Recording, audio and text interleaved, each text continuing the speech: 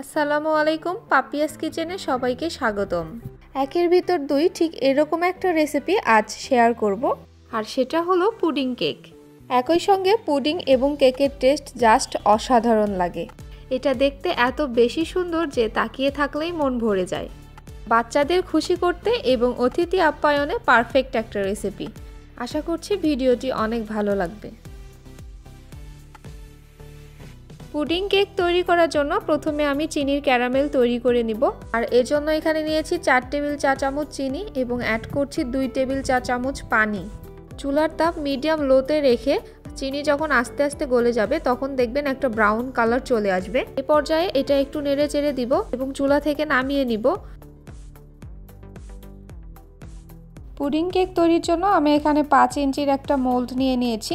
এবার এর মধ্যে ক্যারামেল ঢেলে নিচ্ছি এবং চারপাশে ছড়িয়ে নিব যাতে ক্যারামেলটা সব জায়গায় খুব ভালোভাবে পৌঁছায়। এবার এটা রেস্টে রেখে দিব 15 থেকে 20 মিনিটের জন্য। এতে ক্যারামেল খুব সুন্দরভাবে সেট হয়ে যাবে।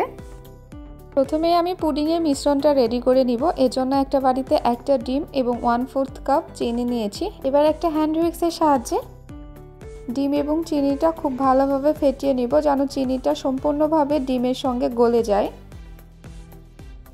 ডিম আর চিনি খুব ভালোভাবে মেশানো হয়ে গিয়েছে। এবার এর মধ্যে দিয়ে দিচ্ছি 1 টেবিল চা চামচ কর্নফ্লাওয়ার এবং অ্যাড করছি 1/2 কাপ আগে থেকে জাল করে ঘন করে রাখা তরল দুধ। দুধটা কিন্তু আমি সম্পূর্ণ ঠান্ডা করার পর পুডিংয়ের মিশ্রণে ব্যবহার করেছি। আবারও খুব ভালোভাবে মিশিয়ে নিচ্ছি। মেশানো হয়ে গেলে এবার এটা পুডিংয়ের মোল্ডে ঢেলে নিব। পুডিংয়ের মিশ্রণটা অবশ্যই ছেঁকে নিতে হবে যাতে ভেতরে কোনো দানা থেকে না যায়। এবার কেকের মিশ্রণটা রেডি করে নিব। এর জন্য রুম টেম্পারেচারে থাকা একটা ডিম নিয়েছি। এবার একটা ইলেকট্রিক হ্যান্ড বিটার দিয়ে ডিমটা আমি ভালো করে ফোম করে নিব।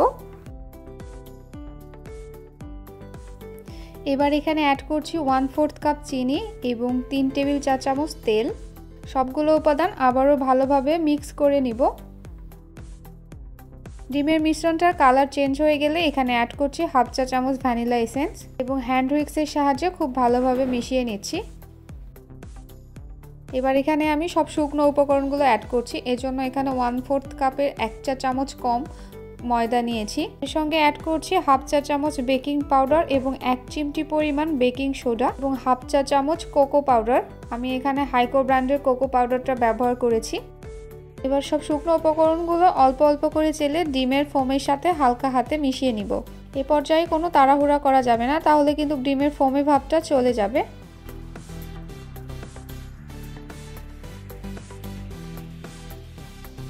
কেকের ব্যাটারটা একদম রেডি। এবার এটা পুডিংয়ের মোল্ডে ঢেলে নিচ্ছি। ভয় পাওয়ার কিছুই নেই, কেকের মিশ্রণটা এত বেশি হালকা হয়েছে যে এটা পুডিংয়ের মিশ্রণের সাথে মিলিয়ে যাবে না। আজকের পুডিং কেকটা যেহেতু আমি চুলায় তৈরি করব, এজন্য চুলায় আগে থেকে একটা প্যানে আমি পানি বসিয়ে রেখেছি। এবার এর মধ্যে 2টা কিচেন টিস্যু পেপার দিয়ে এর মধ্যে পুডিং কেকের মোল্ড বসিয়ে দিচ্ছি। এবার ঢাকনা দিয়ে ঢেকে দিচ্ছি এবং ঢাকনার ছিদ্রটা বন্ধ করে দিয়েছি। এখন এটা আমি মিডিয়াম আঁচে 25 থেকে 30 মিনিট ভাপ দিয়ে নিব। আপনারা যদি বড় সাইজের পুডিং কেক তৈরি করেন সেই ক্ষেত্রে সময়টা একটু বেশি লাগতে পারে, কিন্তু আমার এই পুডিং কেকের মোল্ড সাইজে একটু ছোট ছিল, এর জন্য সময়টা একটু কম লেগেছে। ফিরে আসলাম 30 মিনিট পর। এবার একটা কাঠি দিয়ে চেক করে নিব যে ভেতরে ভালোভাবে কুক হয়েছে কিনা। দেখুন কাঠিটা সম্পূর্ণভাবে ক্লিন বের হয়েছে। এবার পুডিং কেকটা মোল্ড আউট করার জন্য এর চারপাশে নাইফ দিয়ে ছাড়িয়ে নিচ্ছি যাতে মোল্ড আউট করতে সুবিধা হয়। এবার একটা প্লেটে পুডিং কেকটা ঢেলে নিচ্ছি। মাশাআল্লাহ, দেখেই বোঝা যাচ্ছে আমার পুডিং কেকটা খুব সুন্দর এবং পারফেক্ট হয়েছে। একদম নরম তুলতুলে এবং বাউন্সি হয়েছে। একটা পিস কেটে আপনাদের সঙ্গে শেয়ার করছি ভেতরের অংশটা কতটা পারফেক্ট হয়েছে সেটা দেখানোর জন্য।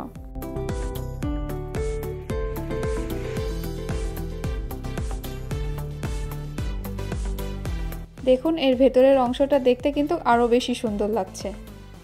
2টা লেয়ারের কালার কম্বিনেশন দেখতে জাস্ট ওয়াও লাগছে। ছোট থেকে বড় সবাই অনেক পছন্দ করবে। একবার হলেও বাসায় ট্রাই করবেন। আশা করছি আমার আজকের রেসিপি আপনাদের কাছে অনেক ভালো লেগেছে। ভালো লাগলে অবশ্যই ভিডিওটি লাইক, কমেন্ট এবং শেয়ার করবেন এবং চ্যানেলটি সাবস্ক্রাইব করে নিয়মিত চ্যানেলের সঙ্গেই থাকবেন।